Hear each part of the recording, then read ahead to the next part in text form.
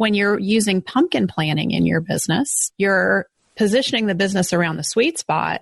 You don't have to spend as much money marketing because your business is naturally attracting those top clients and customers, and you're looking for ways to add value. You're listening to the Profit by Design podcast, episode 70.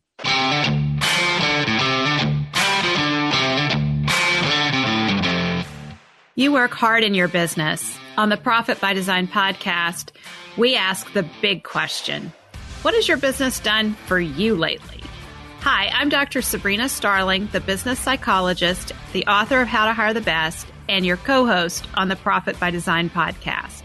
Weekly, my co-host, Mike Bruno, and I bring you tips, tools, and strategies from our own experiences and from the experiences of our guests, who are entrepreneurial thought leaders and real-life entrepreneurs, all to support you in making intentionally profitable and sustainable business decisions to live the lifestyle you desire. Profit designers, it's 2020. Are you creating your highly profitable, great place to work? Will you be in a place to take a 4-week vacation in the next year? Find out. Take our assessment at tapthepotential.com/assessment. Mike, it's 2020. What are we going to talk about this year? I think we should talk about break even to thrive. That is such a good topic. I think about it a lot because, we talk to a lot of business owners, and money, cash flow, getting stuff covered in the business and our personal lives is always a topic. And I think we oftentimes aren't designing our businesses and our lives in the direction that we want to. We're not getting out in front. We are letting the business run everything. And I feel like sometimes there's a big tiger and we're hanging on to the tail. True. That's the truth. And I think, fundamentally, when a lot of people think about break even, and we talked about this before, they think it's, my expenses, my employees, my cost of goods sold. As long as I can cover that, I'm breaking even. And when we talk about breaking even, and we're talking about breaking even to thrive, we're talking about the break even, which includes so many other things, right? It includes proper budgets for growing the business, profit budgets for investing in efficiency, proper pay and compensation for the owner. And the A-player team members. Yep, the A-player team members. And also just investing appropriately into the business. So when we're talking about, my expenses are for X and it costs me this much to turn my lights on, or keep my lights on rather, your break even to thrive may be 10, 20, 30% more than that. And, it's really important for the business owner to think about what that thrive really means to them, right?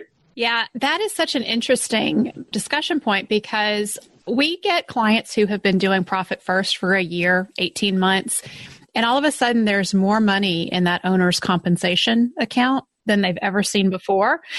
And there's some guilt, like, what do I do with this? I shouldn't have this much money. I don't need this much money. What am I supposed to do with it? And what's interesting is when we've been operating from a break-even mentality for so many years, we forget there are other things that we could be taking care of in our lives, like disability insurance, health insurance with lower deductibles is always a nice thing. Funding a health savings account, life insurance, funding retirement, like that. We forget we're supposed to do those things because that just hasn't been an option when we've been at the break-even point for so long. True. And that guilt, probably worthwhile talking about that a little bit because I think that affects a lot of people, right? When you're out there in front of your client and you really want to do, you want that client to purchase your service or product, you leave those things off to the side. For some reason, entrepreneurs are sometimes I'm not going to say trained, but it's almost like we have that switch that goes back to, well, really, I can do it for this much. And I really think I can lower my price to X because I need the cash flow, right? And then that's where the trap begins, because it's month over month over month over year. And you don't feel worthy enough to raise the price. You don't feel like you deserve to have those things covered. But then what do you really have? You just have a job. Right. With a lot of responsibility and a lot of headache. A lot of responsibility, a lot of headaches, heartaches, and lack of sleep. And what the other thing that I see is with clients coming in when they have tight cash flow, finding the money to attract top performing employees is hard because they've run it so tight at the break-even point for so long. And from a mindset perspective, we have really trained our brains to be cheap. Like we're just going to do it at the, rock bottom amount and we'll get by somehow. And learning how to think from a perspective of what do I really need to feel good and for our team to be healthy and for this to be a great place to work. That's a whole different mentality. Even like we were talking before we came onto the call about budgeting for our own coaching and development and training, as well as coaching and development of the team, and including that in what we're considering. Those things get taken off the table. And other things that get taken off the table are just like having the ability to travel to conferences and to pay to travel to conferences. Yep. Going to a retreat and feeling like a retreat is a luxury item. Mm-hmm. And not seeing that as, wow, if I'm the head of this ship and I'm not nurturing my soul, we're doing a disservice to the business. True. And so after you're saying that, I was thinking to myself, in your experience, do you see, so if we break that down, right? So we break down the fact that people need to invest in their teams, their employees, and themselves. Do you find that a business owner could just invest in themselves and it's okay? Or do they have to invest in their employees? And do I put my employees first or myself first? Oh, that's a good question. How do I do it? That's a really good question. Do I put my employees first or myself first? So first off, you have to invest in both. If we just invest in ourselves and we don't develop our team, all we're doing is creating that sense that we are the bottleneck in the business and everything. We're the hub and everything runs through us. So we have to be looking at investing in our A-player team members as well. I don't suggest investing in all team members until you've really analyzed who do I have on my team who's an A-player, because it's real easy to start investing and developing those C and D players, feeling like if you throw some money at the problem, they'll get better, and they don't. But those A-players, when we invest in them, that's when they really can have that potential to be 900 to 1200% more productive because we have made that investment in them. And we need to start with investing in ourselves and getting ourselves right, our mindset, and learning more strategic ways to grow the business. I think that's where a lot of times we business owners can really get ourselves stuck as we read books, and whatever book solves the problem we're feeling the pain from in the moment is the book we think is the answer. And we start trying to apply it in our business. But if we are not having someone outside of us who, like at Tap the Potential, we work with hundreds of business owners in a given year across all different industries. And so we're able to look at things from a much bigger standpoint and bigger picture. And oftentimes we will see a business owner focusing in one area and the problem is way over somewhere else in the business. And what they're really looking at is just a symptom. And if they fix it by reading a book, they're putting a Band-Aid on the problem, and the problem's going to pop back up somewhere else. And so that investment in ourselves as business owners to get that higher level support is critical. And what's interesting to me in my own business is looking at how much I've invested in my coaching and development over the years. And when I was a smaller business, solo operation, that percentage of my revenue was much greater than it is now. And I see this in our clients because I've been surveying them and asking them about how much are you putting aside year to year for training and development, not just at Tap the Potential, but just overall for training and development of yourself and your team. And it seems to me that the percentage is higher for smaller revenue businesses.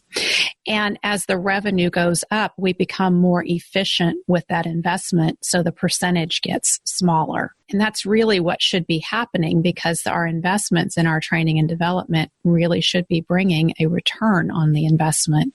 And it's that return where the business starts to grow, we get better team members, and the whole business operation becomes more efficient through those investments in training and development. Yeah, that's very true. And I think, for myself and my own experiences, I never, in the beginning, or even up till, maybe 6-7 years ago, I never looked at training and development as a line on my budget. So although I did those things and I was part of industry groups and invested in coaching and different things, I'm not really sure, in the beginning where the money came from, right? I pulled it from somewhere.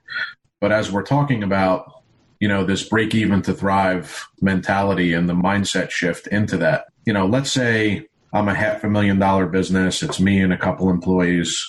What is a benchmark? What should I use as a potential benchmark for that? And then maybe if I'm a $2 million or $3 million or $4 million company, what should I start putting off aside, into this little bucket for that type of training and just changing my business? Yeah. So I think we're looking at around 7% for under $1 million in revenue or $1 million in revenue and below. And then above that, we're looking at about 5% to about 3% as the business grows. Okay. So if I'm a $500,000 company, that's $35,000. Yeah. Where am I getting $35,000? Well, that's a really good question, because, if we look at our operating expense budget, if we're doing profit first and we're looking at operating expenses, in my experience, since I've had profit first in place in my business, probably going on 7 years now, there's been lots of times before profit first where I had a lot of money sitting in my bank account and it felt really good. Since I've had profit first in place, never have I had that experience again.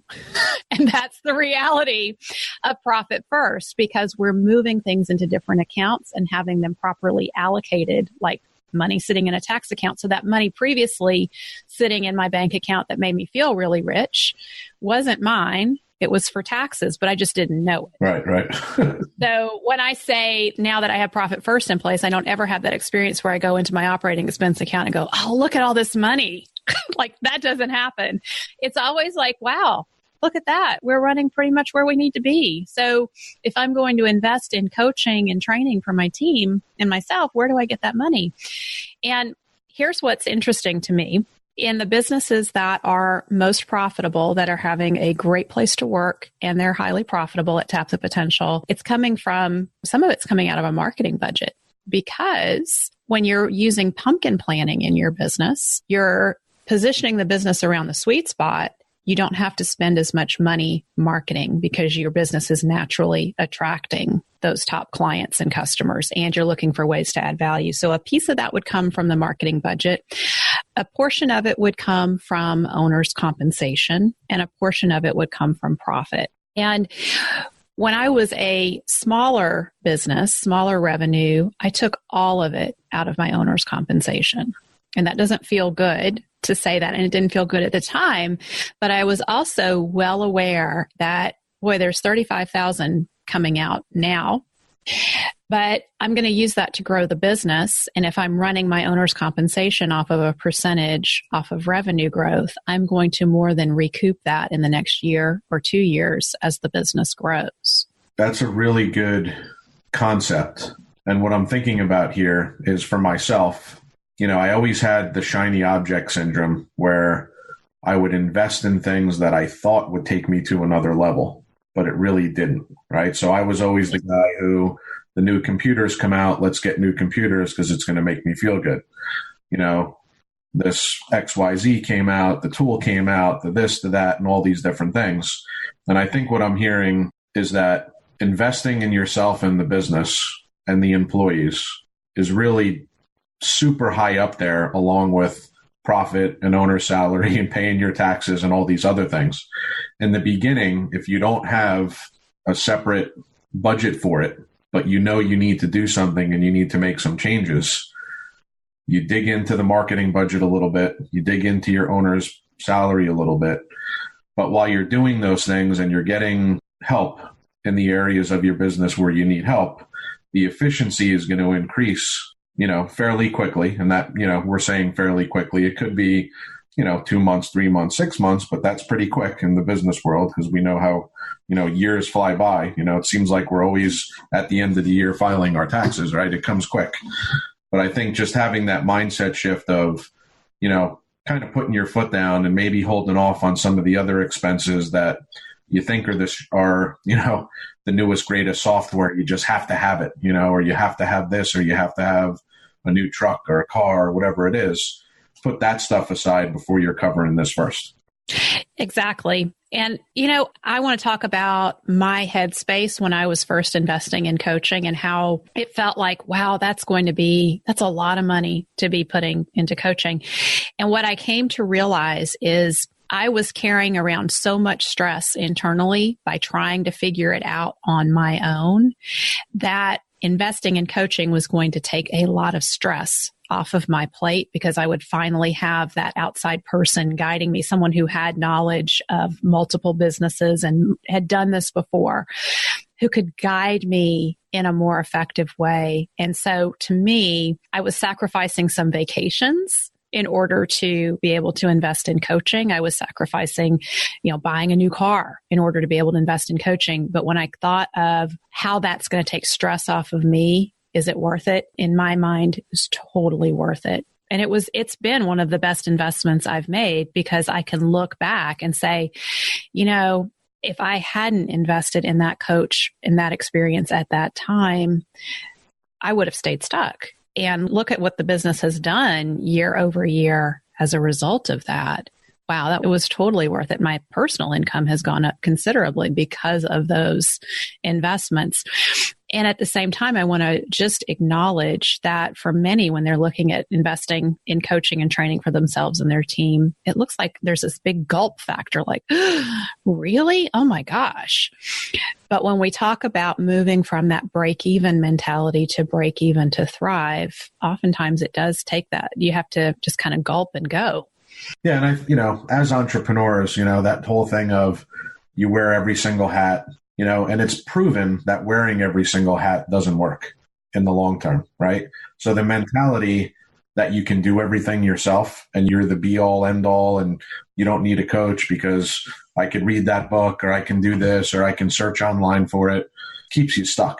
I mean, it really does. And in my own experience, even on an employee side, and a lot of the work that we've done together, when you talk about, and look, I understand when you write it on a piece of paper and you say $35,000 for a $500,000 business, it's a substantial chunk of change, right? But in more cases than not, you can find that just in getting, eliminating an employee that's not working up to standards, finding an A player employee who's going to do 40% more than the C or D player employee, right? And you just found the money without taking the money from anywhere, right? And I think that's the point. The real point is if you have the mindset to make the investment and start somewhere. So if you're not investing in any personal development coaching for your employees now, 2020, start somewhere, carve off that percentage from some buckets that you already have with the understanding that you're going to morph and change your budget and move into, actually creating that budget for sustainably long-term as your business grows and you get to better places and you just keep moving in the right direction. Yeah. And something else, I think in terms of being an investor, and when I'm looking at if I'm going to invest $35,000, am I going to get a return on that investment? And what return am I going to get? And so at Tap the Potential, one of the things we're sticklers about is we screen people before we bring them into our exclusive small group coaching program. And we're screening for a couple of things. One, we're looking for mindset. And are you going to be an active contributor to our community, or are you a taker? Because we don't want any takers. We want givers and who are bringing in and adding value. But the other thing that we're screening for is, will you get your return on investment? And we're looking for a 3-to-1 return on investment as a minimum. And so we won't bring on clients that we can't see who would get a 3-to-1 return on their investment from us. And that's pretty interesting if you think about it as an investor. because where else can we go and get a 300% return on our investment? I mean, my gosh. Yeah, exactly. I was just thinking about that, and I'm like, I can talk somebody into a deal, like a real estate deal, and tell them that I'm going to give you 8 to 10% return on your money, right? So use the $35,000 example. So I invest $35,000. 10% of $35,000 is $3,500 per year. So if I'm going to make in profit an extra $3,500 a year, 10% of my initial $35,000 investment, right? Why wouldn't you do it? In this case, you're actually talking about 3 times that amount, right? So I'm going to make $105,000 per year extra because I invested $35,000. And then, as you discussed before, with the increase in the efficiency, right, you can see that $105,000 grow to $200,000 or $300,000 or $400,000 as you're going down that 3-year, 5-year, 10-year path of your business, because now you have more efficiency, you have better employees, you have employees that are getting trained themselves, right? So not only are you working on yourself, but now there's programs you're putting your employees into that are working and helping you get to the places you need to go. When we first started talking about it, we were talking about the whole concept of, carving out the investment and, looking at it as a percentage of the revenue of the business. My initial gut reaction was like, where's that supposed to come from? Right. And then when you really think about this, globally at a super high level, it's free almost. Investing up front is going to have exponential results down the road. Yeah. So, and I'll give you an example of this. On Friday, I had a conversation with some business owners that I've worked with, and they had some life circumstances that came up that caused them not to complete our program. So they had done what I would say is about a 30% implementation of our work. And in the course of that conversation, one of them said to me, in the last year and a half, I believe you are responsible for $100,000 that showed up in our bank account, Sabrina. And that is a partial, like teeny tiny implementation of the exclusive small group coaching program. And so for us to wrap our heads around, we don't have to be perfect. I think sometimes when we look at some of the success stories, we think, they are having all that success. It must be something different about them. They must be like the rock star entrepreneurs, and that's why they're having that success. I don't know that I could do that. We start doubting ourselves. And what I think is important to realize is you don't have to be perfect in the implementation to get a 3-to-1 return on investment. For us at Tap the Potential as strategists, that's like peanuts. We see clients getting an 18-to-1 return on investment, but we don't want to throw out and promise that because those are extreme examples. But we know we can get you somewhere between that 3-to-1 and that 18 to 20-to-1 return on investment.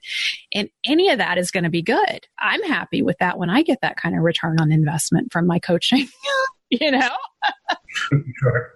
Yeah. And there is a difference between the business owner that's doing that and the business owner that's not. And very simplistically, right? And this was my own problem for a long time, is action. That's it. It's as simple as that. If you're not taking action and you're not working on the business, that's the difference. So, we're all humans. We're equal as humans. The only difference is that the person who's moving their business in a forward direction is investing in the business properly. The person who's not is just not. They're stuck. They're doing the same thing. They're not taking action, really. And I understand, like when we have these conversations, there's a lot of stuff that resonates with me because for a long, long time, I lived being stuck. And even though I read the books and, did all this stuff, right? And I didn't take it to the next level enough and invest in the right way. And I'll caution people who are listening to this that don't invest in everything and within your business, right? So I, years ago started investing in myself. And the way that I invested in myself was at first I started going to these little 1-day seminars, learn about this, learn about that, those type of things. Then I would take, some longer seminars, and I would, the 3-day things. And then I joined an industry group, which was a big step for me at the time because I had those fears. Everybody's going to be better than me. Can I really do this? I have to spend this money and I have to travel and it's an investment. Where's the money coming from? And then I started investing more in myself and trying to get myself to another level.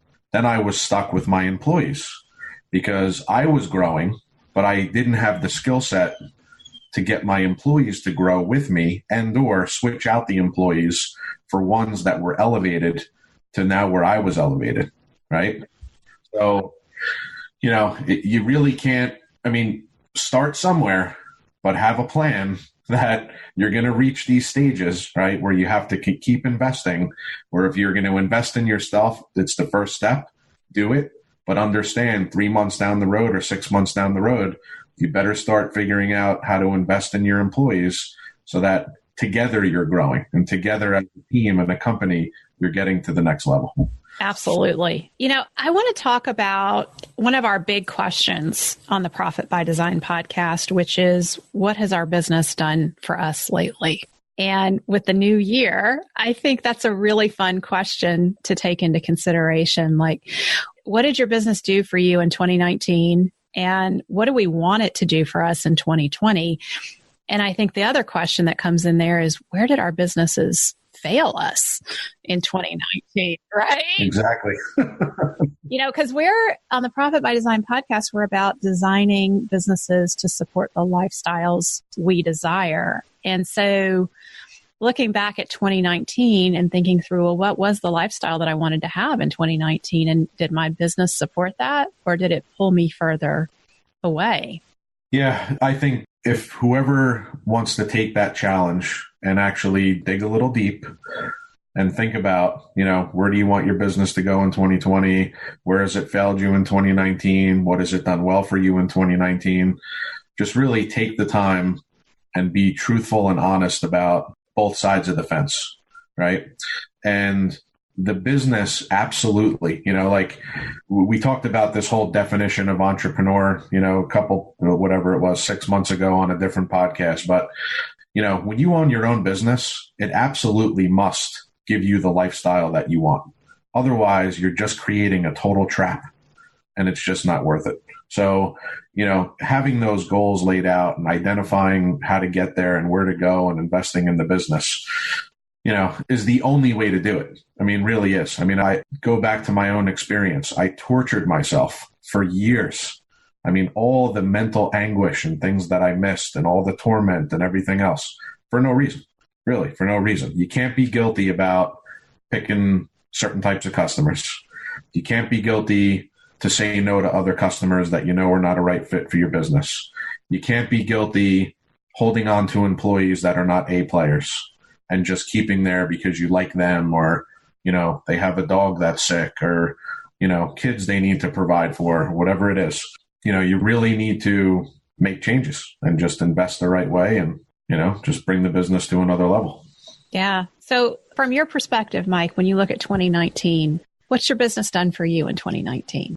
Well, my circumstances obviously were kind of twisted around and all over the place, but, staying true to my core competencies, staying true to my immutable laws have created opportunities in the last couple months that I would never have imagined would exist.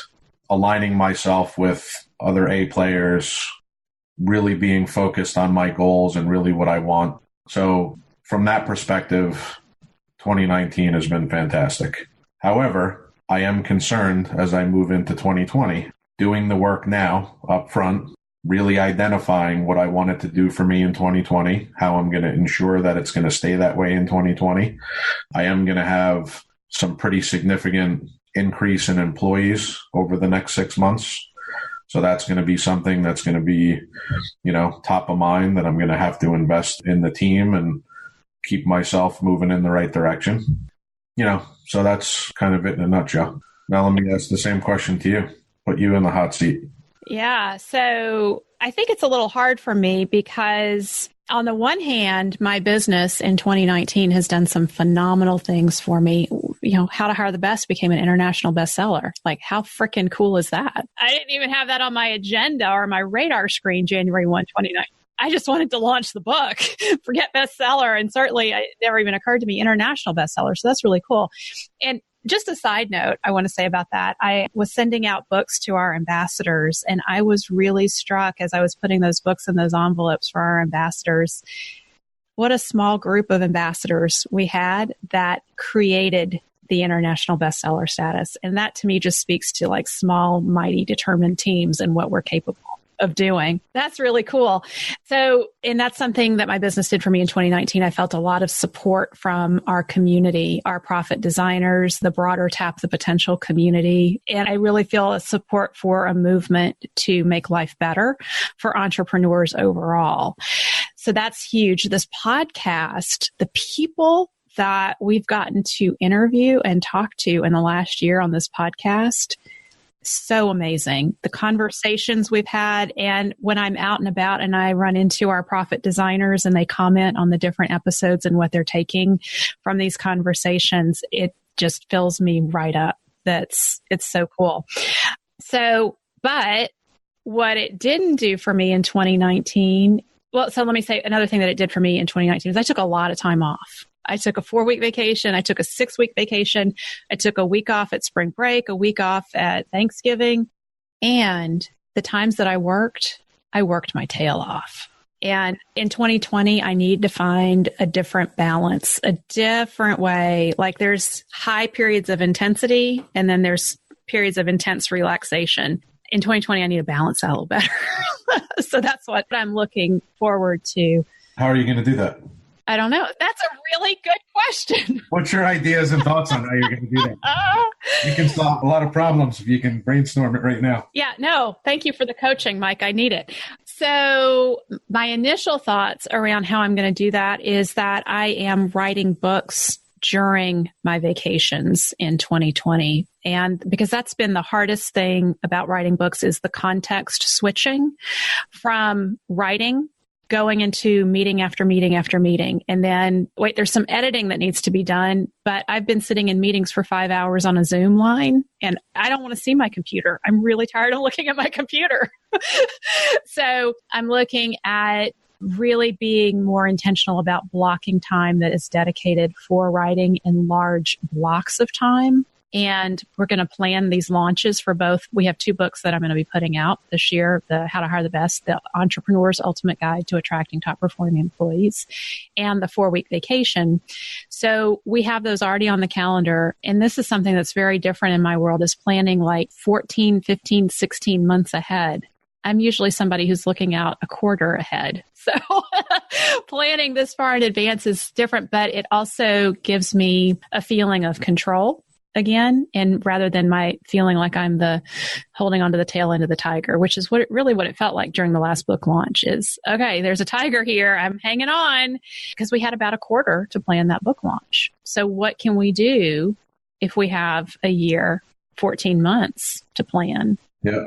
So for somebody who's thinking about that, myself included, I'll tell you about this book that I just purchased and I'm going to read. But real quick, I mean, what kind of tools are you using to plan out that far in advance? Like to me, that seems pretty intense, right? So how much time are you spending now? And kind of like, just maybe give us a little bit of super high level, like I'm, blocking it month by month first, and then I drill down, or like, how is that even working? So first off, it's me being aware that we did 2 things with this last book launch. We were rebranding our website and doing a book launch at the same time. That's totally nuts. So the rebranding will be done by the time we get to the next book launches, which will make things a lot easier.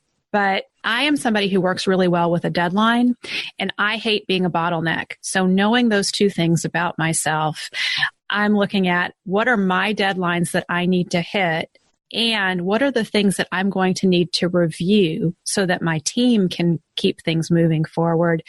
I am having to be more intentional about planning for review time and blocking review time, because inevitably the last 3 months, my review time was happening at 4 a.m. or 9 p.m., which doesn't help with the sleep. We need sleep too, right? Yeah. So I'm paying attention to where did things slide off the rail and how do I get in front of those things so that they're not happening at odd times of the day, which interferes with quality of life. And, we're trying to have a business that sustains a lifestyle. So I'm hearing that you had to get honest with yourself, right? And just understand, where those bottlenecks were kind of, and just identify workarounds. Yeah. Honest with myself, but also honest with understanding what my real role on the team is and where I am most effective and most valuable. So my real role on the team is when I'm designing systems and I'm making sure that if there's bottlenecks for team members, that we're getting the people and the resources to remove those. If I am deciding that my real value is sitting in meetings all day long, I am squeezing out other areas of the business. And so my real value isn't always sitting in those meetings all day long. My real value is in these other areas. So protecting my time, we're having to tease out one role that we've had one team member in. She's been wearing 2 hats. Both of those roles have grown exponentially in the last year. She's trying to do both still. And it's creating a lot of stress for her and stress for the rest of the team because things are falling through the cracks. And so, again, getting honest about, okay, it's time to break this down into 2 people and have 2 people in these 2 different roles. And one of the things that I'm really looking forward to in 2020 is having an executive assistant who is going to hold me accountable to my ideal calendar. So I'm nice. And when somebody needs something, I'm like, yeah, we'll squeeze you in. Yeah, we can do that. So we're looking for that executive assistant who can rein me in and say, you don't get to make decisions. This is the ideal calendar. I'm going to run your calendar.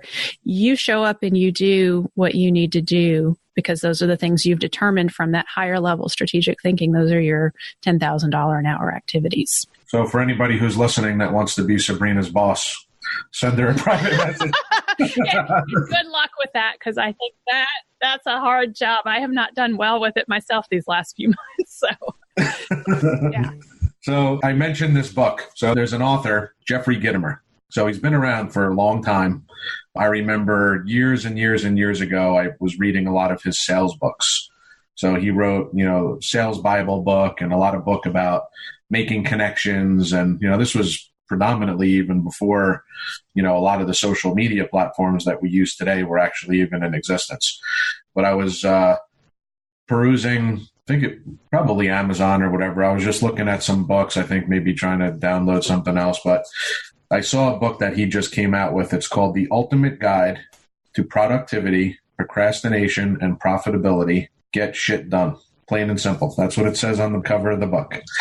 So I didn't start reading a lot of it, but just in glancing at, some of the chapters and some of the intro to the book, it really talks about aligning what you need to do and all those different tasks, but really organizing it and having a little bit of mindset shift and also just some good tools on how to really just carve out the time, get it done, no nonsense, and just push things forward. So, maybe next time we talk and we have, we do a podcast and just, maybe we check in, in a month or so and see how we're doing as we're moving into the new year with getting stuff done and really, making 2020 happen for everybody and try to hold everybody accountable. I'll give an update on the book, but I recommend to anybody, to get the book. If you haven't, look into it. It looks really good. So when you picked up that book, what was the big problem that spoke to you? Well, one of the things that I saw in there was about, we're all busy. We're all juggling a lot of things, but we need to carve out, just like you said, carve out blocks of time to just really get things done and move the needle on the things that are important to us.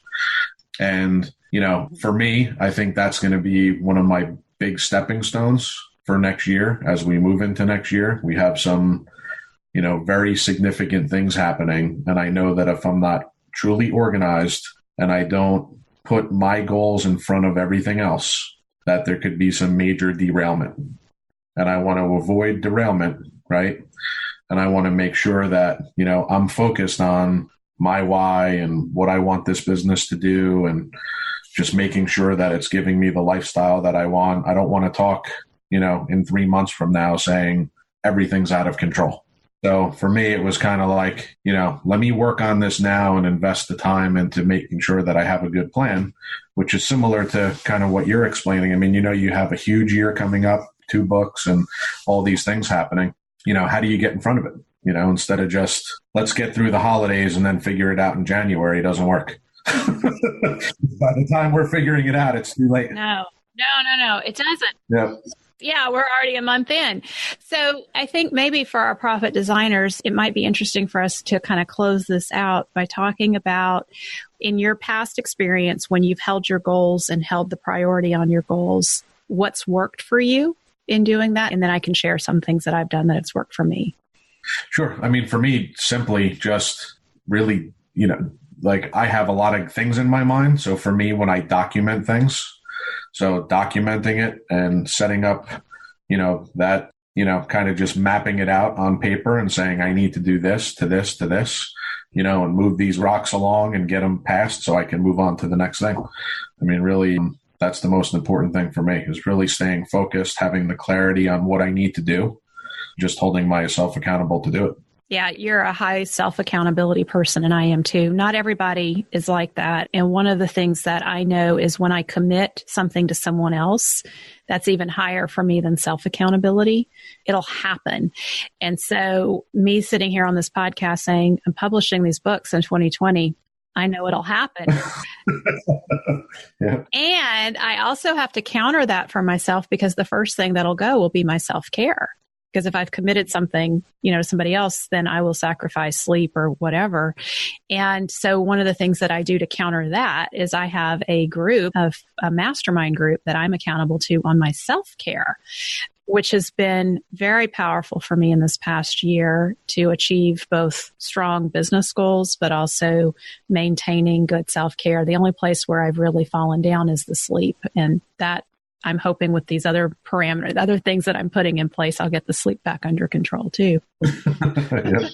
But I'm a big believer in accountability and support, and finding the people who it's not just telling them about your goal, but they will follow up with you and say, hey, you said you were going to do this. How is that going? And what's getting in the way? It's that group of people that will really care enough to follow up and ask, I think is important.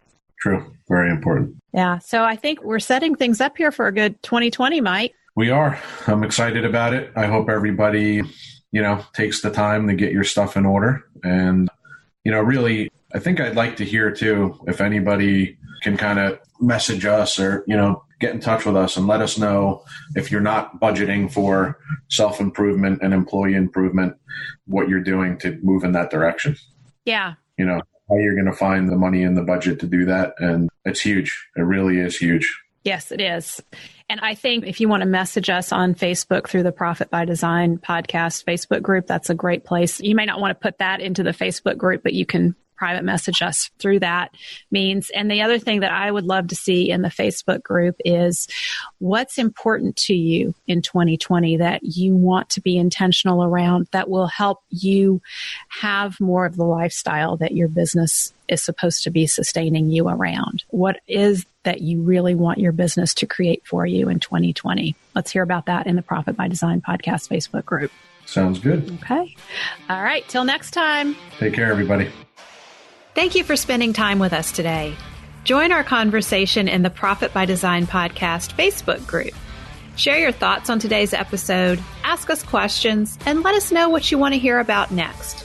Visit our website at profitbydesignpodcast.com to access resources from our sponsors and tools we've created for you. Subscribe to the show on whatever platform you're listening to right now.